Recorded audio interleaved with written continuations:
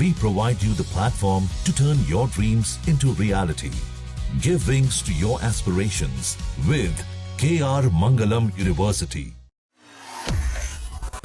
Iran जंग में Trump back foot पर नजर आ रहे हैं और इस वजह से डोनाल्ड ट्रंप गुस्सा भी हो गए हैं और अपने सहयोगी देशों को अब सख्त संदेश दे रहे हैं। ट्रंप ने सीधे तौर पर कहा है कि उन्हें अपनी सुरक्षा और जरूरतों के लिए खुद जिम्मेदारी लेनी होगी। सहयोगी देशों को अब उन्होंने सलाह दी है। पहली सलाह है कि जो देश हॉर्मूज की वजह से कहा जा रहा है कि जेट फ्यूल की कमी झेल रहे हैं, वो अमेरिका से तेल खरीद सकते हैं क्योंकि अमेरिका के पास जो है पर्याप्त तेल मौजूद है। ये ट्रंप ने कहा। और ट्रंप ने ब्रिटेन का भी जिक्र किया। उन्होंने कहा कि ब्रिटेन ने ईरान के खिलाफ कार्रवाई में हिस्सा नहीं लिया, लेकिन अब उसे जेट फ्यूल की कमी का सामना करना पड़ रहा है। दूसरी सलाह में ट्रंप कहते हैं कि ये देश अब हिम्मत दिखाएं और जरूरत पड़े तो हॉर्मूज पर जाकर खुद कंट्रोल हासिल करें। ट्रंप ने कहा आपको खुद लड़ना सीखना होगा, अमेरिका हमेशा आपके साथ नहीं रहेगा। तो यहाँ पर इसकी जानकारी के लिए हमारे साथ जुड़े हैं निपुण आलम बायन जी, विदेश मामलों के जानकार हैं। सर, मेरा पहला सवाल आपसे यही है कि आखिर यहाँ पर राष्ट्रपति डोनाल्ड ट्रंप की जो बेबसी है वो साफ साफ दिख रही है। वो यहाँ पर स्पेन ने पहले उन्हें एक बड़ा झटका दिया, फिर इटली की तरफ से उन्हें झटका मिला, तो क्या जंग में अब ट्रंप अकेले पड़ गए हैं? क्योंकि यूरोप के जो कई देश हैं वो ट्रंप का साथ देते हुए नजर नहीं आ रहे। ब्रिटेन ने भी मना कर दिया और ऐसे कई देश हैं जो ट्रंप की कार्रवाई पर भरोसा नहीं जता रहे और ट्रंप के साथ नहीं जा रहे। तो अब यहाँ पर उस पर भड़कते हुए ट्रंप ने चेतावनी तो दे दी कि वहां से ले लीजिए, नहीं तो आप अपने भरोसे ही हैं, आपको देख लीजिए, आपको जो करना है। तो क्या यहाँ पर अब राष्ट्रपति डोनाल्ड ट्रंप थक गए हैं युद्ध से और अकेले पड़ गए हैं? देखिए, जर्मनी, फ्रांस, यूके तीनों ने, फ्रांस ने साफ मना कर दिया कि और सैनिक हम अपने मिडिल ईस्ट में नहीं भेजेंगे। बिल्कुल। इसके अलावा सबसे इंटरेस्टिंग बात तो ये है कि इजराइल ने भी ग्राउंड ऑपरेशन करने के लिए अपनी सेना देने को मना कर दिया।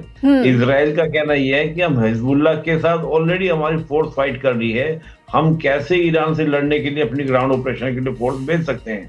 तो ऐसे में अमेरिका को लगा कि मैं तो बिल्कुल अकेला, नाटो साथ नहीं दे रहा है और जिसके लिए वॉर कर रहे थे इजराइल के लिए, वो भी अपनी सेना भेजने को तैयार नहीं है। उधर पाकिस्तान जो है वो सारे गल्फ कंट्रीज के साथ बैठकर, क्योंकि पाकिस्तान को तो हमेशा अमेरिका ने एक यूज किया है, पाकिस्तान भी समय ऐसा लग रहा है कि गल्फ कंट्री साथ मिलकर अमेरिका को कहीं ना कहीं मना करने की ओर दिख रहा है कि मैं सपोर्ट नहीं करूंगा, मैं सैनिक नहीं दूंगा। तो अमेरिका अपने सैनिक खुद भेजेगा, तो ये तो वो स्थिति हो जाएगी जो स्थिति अफगानिस्तान में हुई थी या वियतनाम में हुई थी।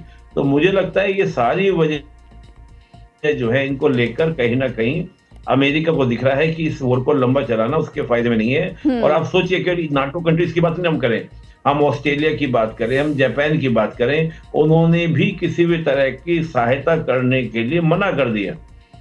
न्यूजीलैंड जैसा कंट्री मना कर रहा है कि हम सपोर्ट नहीं करेंगे। बिल्कुल बिल्कुल। और यहाँ पर सर क्योंकि कहा जा रहा है कि डोनाल्ड ट्रंप को एक साथ कई बड़े झटके, आप इजराइल के साथ संयुक्त ऑपरेशन कर रहे हैं, लेकिन यहाँ पर जैसा कि आपने कहा कि इजराइल ही अब मना कर दे रहा है, तो यहाँ पर आपका जो साथी है जिसके दम पर आपने ऑपरेशन किया, अब वो आपका साथ देता हुआ नजर नहीं आ रहा। तो यहाँ पर राष्ट्रपति डोनाल्ड ट्रंप के पास आखिर क्या बचा?